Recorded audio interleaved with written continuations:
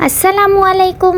आज मैं झटपट सी वाइट कढ़ाई की रेसिपी आप सबके साथ शेयर करने जा रही हूँ। बिना क्रीम के और बहुत ही सिंपल तरीके से मैं इस मज़ेदार सी वाइट कढ़ाई को आप सबके साथ शेयर कर रही हूँ। वीडियो को एंड तक ज़रूर देखें।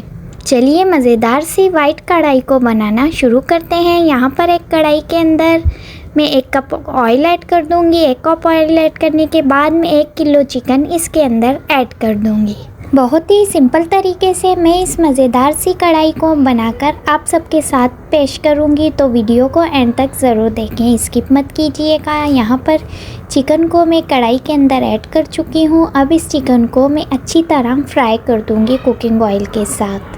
चिकन को तकरीबन 5 मिनट तक फ्राई करने के बाद अब इसके अंदर मैं ऐड कर दूंगी फ्रेश अदरक लहसुन का पेस्ट 1 टेबलस्पून भर के। 2 हरी मिर्चों को भी मैं पेस्ट बनाकर इसके अंदर शामिल कर दूंगी। अदरक लहसुन और हरी मिर्चों को ऐड करने के बाद मैं मज़ीद इसे चिकन के साथ अच्छी तरह फ्राई करूंगी।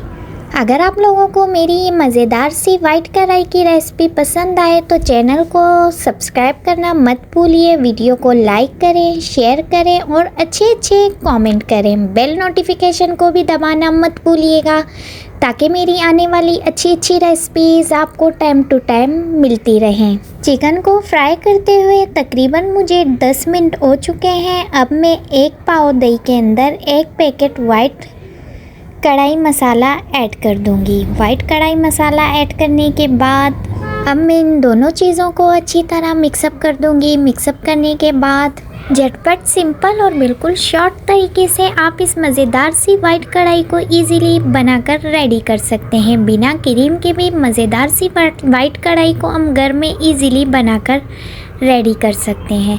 अब इस पेस्ट को मैं चिकन के अंदर ऐड कर दूंगी।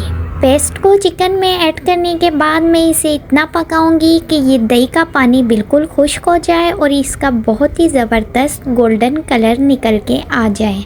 एक बार मेरे तरीके से आप लोग बनाकर खाइएगा इस मज़ेदार सी वाइट कढ़ाई को। उम्मीद करती हूँ आप लोगों को बहुत ही ज़्यादा पसंद आएगी। क्रीम वाली वाइट कढ़ाई से इसका जायका बहुत ही ज़्यादा ज़बरदस्त आता है, इसलिए जब भी मैं घर में वाइट कढ़ाई बनाती हूँ तो मैं क्रीम को स्किप कर देती हूँ। मुझे क्रीम का जायका इतना अच्छा नहीं लगता, इसलिए मैं वो ऐड नहीं करती। आप भी इसी तरीके से बनाएंगे तो आपकी भी वाइट कढ़ाई बहुत ही मज़ेदार बनकर रेडी होंगी। 10 मिनट मुसलसल तेज़ आंच में पकने के बाद अब इसका कलर बिल्कुल गोल्डन आ चुका है। ये बिल्कुल मज़ेदार बनके रेडी हो चुकी है। अब मैं गैस के फ्लेम को बंद कर दूंगी और इसे डिश आउट कर दूंगी।